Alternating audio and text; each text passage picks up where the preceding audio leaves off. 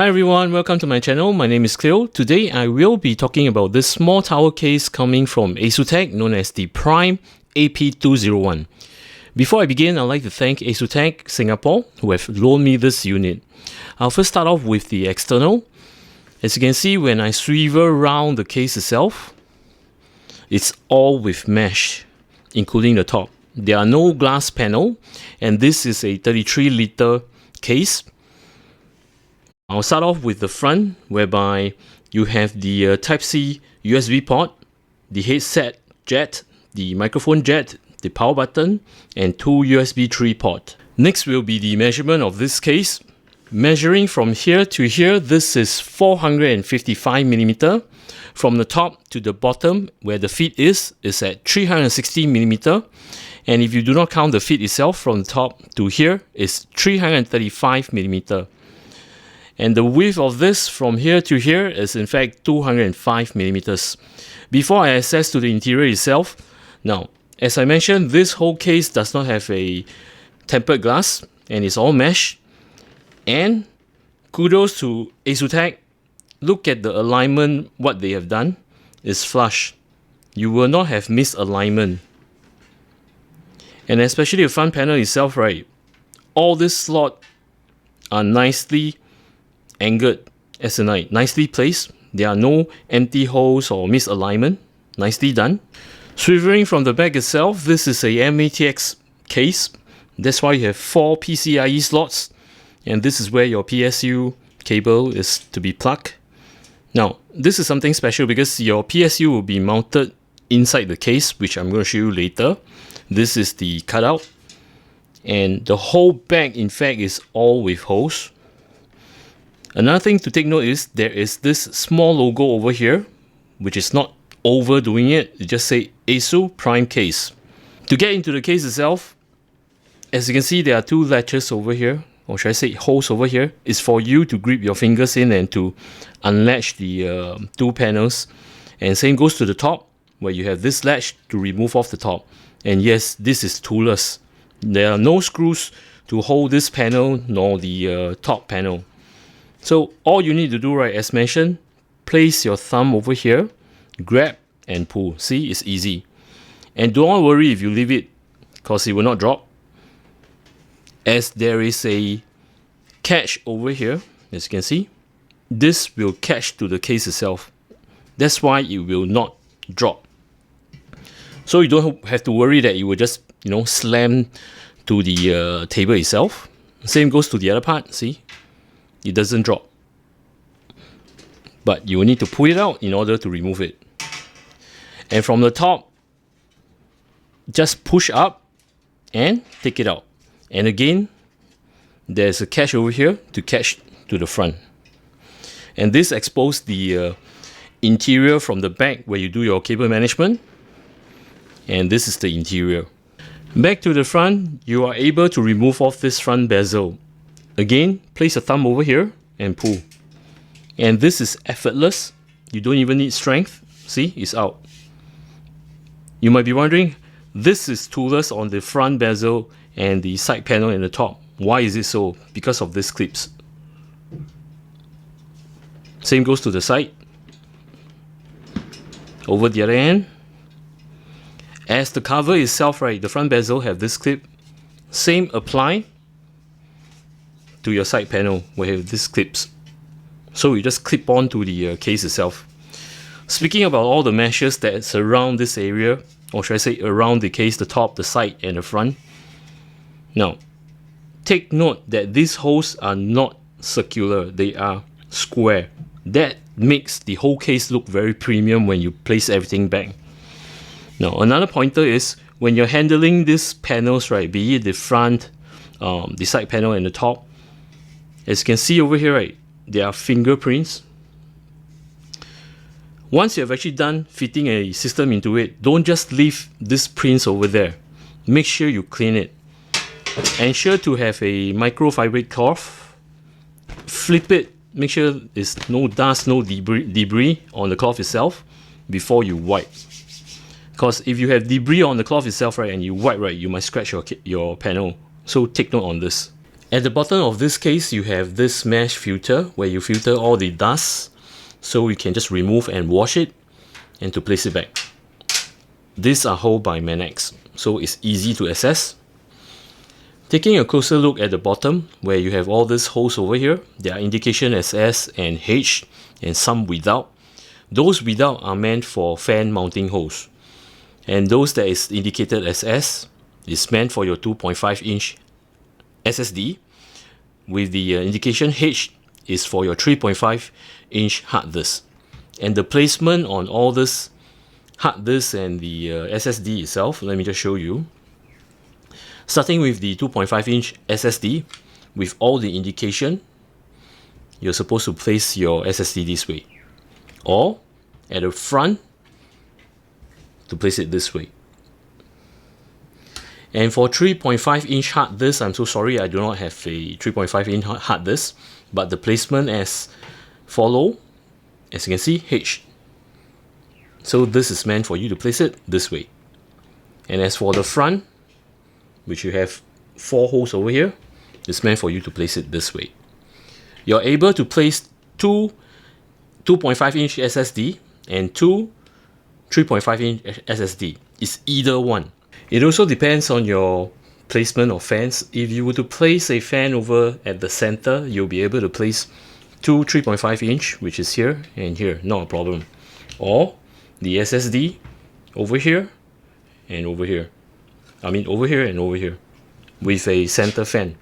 But if you were to place two fans at the bottom, I mean inside, you will be only able to place one SSD over here or one HDD over here.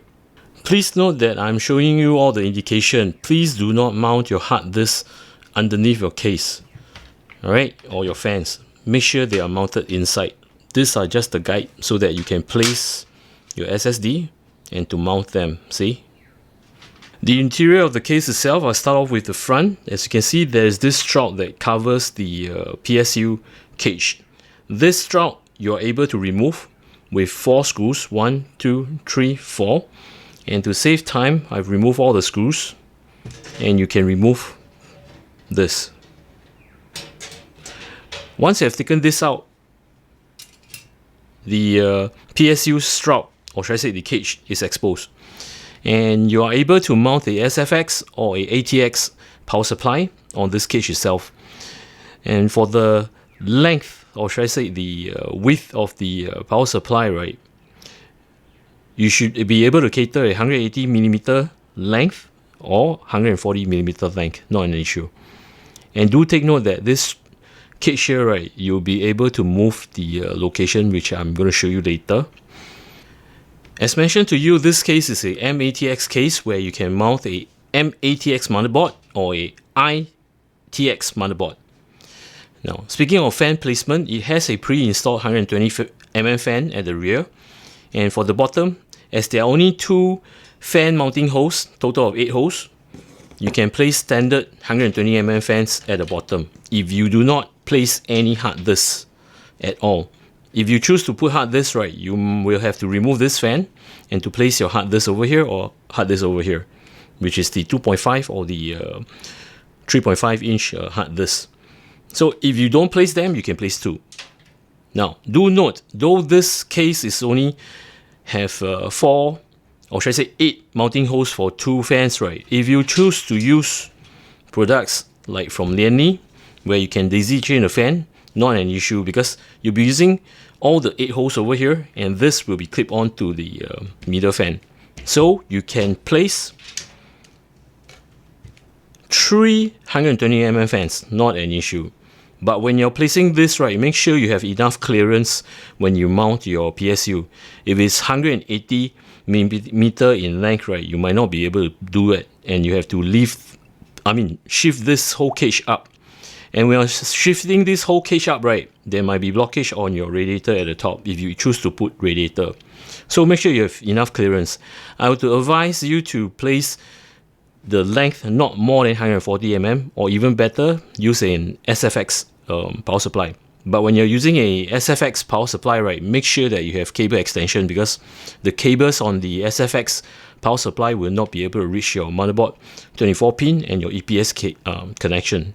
As you can see over here, I've deliberately placed a SFX power supply over here. There are more than enough clearance for you to place the cables and not hitting the third fan. And if you were to place a 140mm power supply, the ATX, not a problem too, there are clearance. But if you were to do 180 length, which is this long, the cables that you do, right, might hit the third fan itself. In such event, right, what you can do at the front, because this cage, you'll be able to relocate the location. See, I can take out the cage. So to remove off this cage, right, there are two screws over here, which I'm gonna show you. These two screws over here, which I've taken out. So we can remove this cage and to lift this cage up at the second position, so that you have more clearance. So imagine that you place a longer PSU, right, you will have more clearance. As for the top, kindly ignore this radiator first. You will be able to mount 320mm fans, see, you can fit, or you can place 240mm fans. Or if you choose to put 3 fans, right, you can place 240mm fans from the front and the back. At the center, place a 120mm fans. Now, earlier on, I was talking about the clearance of the PSU. Now, this is what I meant. If you were to place 2 fans here, right, not a problem. You have lots of clearance underneath here to do your cables and to plug, as mentioned, the 24 pin and the EPS. And you have clearance over here to plug the power supply, which I'll show you later. Now, imagine that you have a longer PSU. Now, what happens is you will need to lift this up to the second level. Now, you have plenty of clearance over here to do, you know, your cabling and such. But if you were to mount a radiator, take for example, this is an Arctic. I deliberately done this because this is a thick radiator. The overall thickness over here is 63mm. So imagine that, yeah, you might say that, oh, second level I can fit, not a problem. But do not forget, you still have this to connect, which the fan is blocking. So that's the reason why I wouldn't choose a longer ATX power supply if you want to place radiator and place more fans below. Make sure that it's within the range of 140mm, or even better, get an SFX power supply. But for SFX, as I mentioned, you need to have extension cables because it might not be long enough to reach. For this, you are able to reach the 24 pin. But for the 8 pin, right, you need an extension cable. So take note on this. And speaking of radiator placement, right, you can fit a 360, 240, 280, and that's it. If you really want to use Arctic, you can only use 240. Kindly do not use 360. Reason being, right, as I mentioned, the hose is not able to bend at the front. And even if you place at the back, right, yeah, there are clearance like this. You can plug the power cable to your PSU. But the holes are too long. So you will need to, you know, squeeze and turn in order to fit in. And you might not be able to close the panel itself. And for Arctic 280 itself, you will hit the VRM heatsink over here. That's for sure. As for the rest of the AIO, like Be Quiet, Corsair, or even Galahad, you can make use of 360. And for 280 itself, right, it depends on the clearance of your VRM at the side over here. For other AIOs from other brands like Corsair, from Lianli, from maybe Fantex and so. Now, I did mention that you can use 360, 240 and 280 watching the clearance on the VRM itself. Just make sure you double check that those AIO, the radiator is not as thick as Arctic. Make sure they are 27mm thick, and when you add on with the fan, right, it's total of 53mm tall. If you choose to make use of air cooler like this, make sure that the height of the air cooler is not above 170 millimeter. If it is above 170 millimeter, right, you are able to fit, but you're not able to close the side panel. And as for graphic card, make sure you stick to the length of from here to here is 338. In fact, I would advise to take 330 around there. And some of the reviewers might have mentioned that, oh, just leave this up. I mean the PSU cage up, and you can go beyond 338.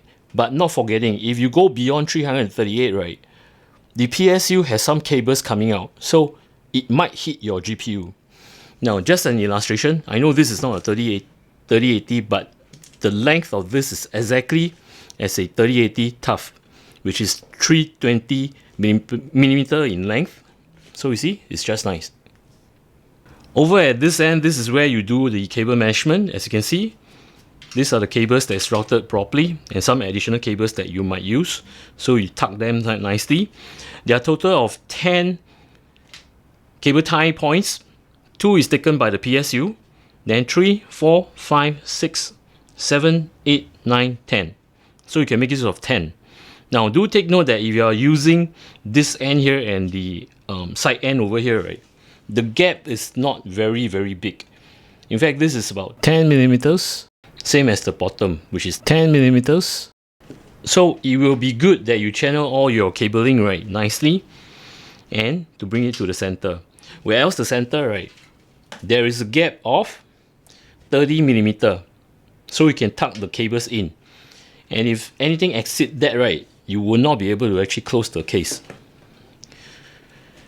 Take note, there's an additional SSD caddy over here where you can place an additional 2.5 inch SSD. And talking about the extension cable of this PSU itself, right, it's supposed to plug to your PSU. And when you plug to a PSU, right, make sure you turn your PSU on. If not, you can't turn on the machine. So take note on this. Now, I have actually made use of the SFX power supply, whereby it has a external, or should I say, add-on clip at the rear to mount it here. Now, as you can see, it's nicely done. As in, like, the cable of this PSU cable, extension cable, right, the plugs nicely. But for ATX power supply, right, the plug might be located lower, and you can't squeeze this in. I mean, this cable in. So you will need to flip, meaning you say you need to turn the direction. For this direction of the SFX itself, right, is pulling cold air from outside and to push air out. If you're using an ATX itself, do note that you will need to flip where your power supply, right, is grabbing air from the inside and to exhaust out. So that's the disadvantage, whereby it will draw hot air. Instead, if you use the SFX, right, it's very different, where you have a gap so you can fit this cable in. You will draw cool air in and dissipate out. In order for you to make use of all the functions in the front I/O and the power switch, it comes with cable like this. Now, these are all meant for you to plug to your motherboard headers. I'll start off with the power switch, which is this. This cable is to plug to your motherboard, where it ignites and to start your PC. It has a power switch, the power indication, the LED, which will light up around this button over here. Next will be the USB Type-C cable, which is meant for this socket over here, the Type-C, and followed by the USB 3, which is meant for this 2 socket over here. And last but not least, the audio cable, which is meant for your audio jack and your microphone jack. As for the accessories that come with this case, it's given you 2 additional clips. This is meant if, let's say, your case clip are damaged, you can replace them. You have total of 12 anti-vibration rubber grommets for your hard disk, which is meant for 3.5, and these are the 12 screws that comes with it. And in this bag, it contains 12 2.5 inch SSD screws, and you have 12 motherboard screws for you to screw your motherboard on your case itself. Then you have 1 standoff tool, which is meant for you to tighten the hexel nuts on the case itself for your motherboard. and also 8 zip ties. And not forgetting the instruction manual. My thoughts and experience of this case itself, first of all, the impression. When I did the unboxing and to take out this case, right, the first impression that it gave me is, wow, it will look good on my office desk, to be honest, and also on my personal desk. That's my first thought. Reason being, it's so elegant, and I like the fact that they don't overdo with the branding, and this is just a very small branding saying ASUS Prime case. And second of all, the build.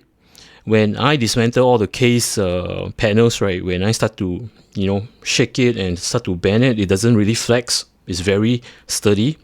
Including the case frame itself, when I do that, it does a little bit of flex, but not that much. And another point is the mesh panels, be it the side, the front, and the top. This mesh over here, right, what I like about them is not circular, they are square. So it does feel different with the mesh. For some reason, I just feel elegant. And best part of all, since it's all mesh, right, like the top, the front, and the sides, this will be a very good air flow case. And on top of it, right, I do have some friends who are married and have kids, and sometimes their kids are being naughty. They'll throw things at the side of their PC and so. And if it happens that it's tempered glass, right, it will just shatter. But for this, right, I think it's pretty good idea for parents to have it. Reason being, right, it's not tempered glass, so even if the kids were to throw toys at the panel itself and such, at least the glass will not have the chance of shattering. This doesn't have a glass, so you might scratch the pane and then some points, but you still have the panel. Unlike tempered glass, if you shatter, you have to find a replacement. So that's my second thought. Next will be mainly on the cutouts. When I feather with the case interiorly, right, all the cuts out, I try to, just sit my finger across. It doesn't cut. In fact, most of the cuts out, right, it's fold and bend, so you can't even cut yourself, inclusive of the PSU cage. That is all smooth. It's like, it's rounded, so you won't get cut. Now, for this case itself, right, do be particular that you might need to focus on certain things like choosing the right equipment to place, or should I say the PC components, things like M-ATX or ATX motherboard, especially for the VRM heatsink that causes, if you want to place an AIO at the top, especially for 280, it might just hit your radiator. And it's a no-go. One of the sad points is that I enjoy using Arctic liquid freezer too, and it can't house a 360 set to say, but nevertheless you can still fit a 240 liquid freezer too from Arctic.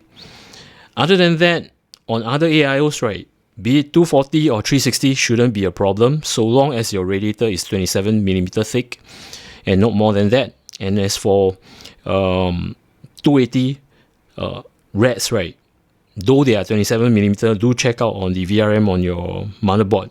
It might hit the 280 rad, so take note on this. And another point is that if you were to clean everything nicely and to place the panel back, right, it will look good. But if you were to leave the fingerprints on all the panel over here, my goodness, you will see disaster. It's like, one patch over here, one patch over there. So take your time to clean it. Once you have cleaned it right, it will look like what I'm showing you right now. In fact, I've cleaned this before I show you. So this is how it looks like. Alright, hope you guys have actually enjoyed what I've shared with you, and for those of you who are actually new to my channel, welcome to my channel. If you like my content, do remember to subscribe and to click on the notification bell button. Till then, take care, goodbye, see ya.